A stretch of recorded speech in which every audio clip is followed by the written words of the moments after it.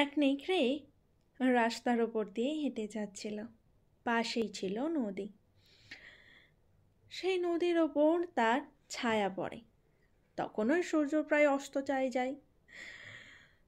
সে তার নিজের চেহারা দেখে ভাবলো যে বাহ, আমি এত লম্বা, এত সুন্দর চেহারা আমার, আর আমি কিনা সিংহকে দেখে ভয় পাই। এরপর থেকে আমি আর সিংহকে দেখে ভয় পাবো না, আর আমিই হব জঙ্গলের রাজা। এরপর সে মনের আনন্দে আপন মনে জঙ্গলের রাস্তা ধরে হেঁটে যাচ্ছে নদীর পাশ দিয়ে।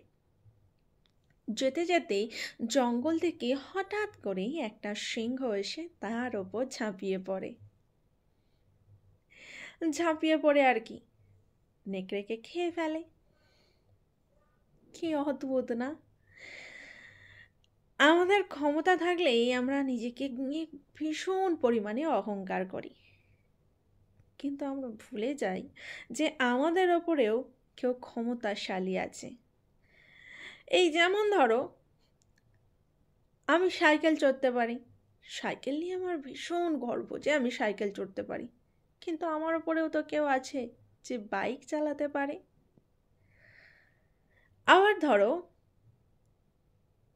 হেলিকপ্টার নিয়ে কেউ গর্ব করছে, তার কাছে একটা হেলিকপ্টার আছে, কিন্তু তার ওপরেও তো একটা এরোপ্লেন আছে, তার থেকেও বড়। তুমি বাস নিয়ে গর্ব করতে পারো, কিন্তু তার থেকেও তো লম্বা ট্রেন আছে। তাই তোমার ওপরেও কেউ আছে, নিজের ক্ষমতা আছে, ভালো কথা, কিন্তু সেটা নিয়ে অহংকার কখনোই ভালো না। অহংকারী মানুষের পতনের মূল কারণ।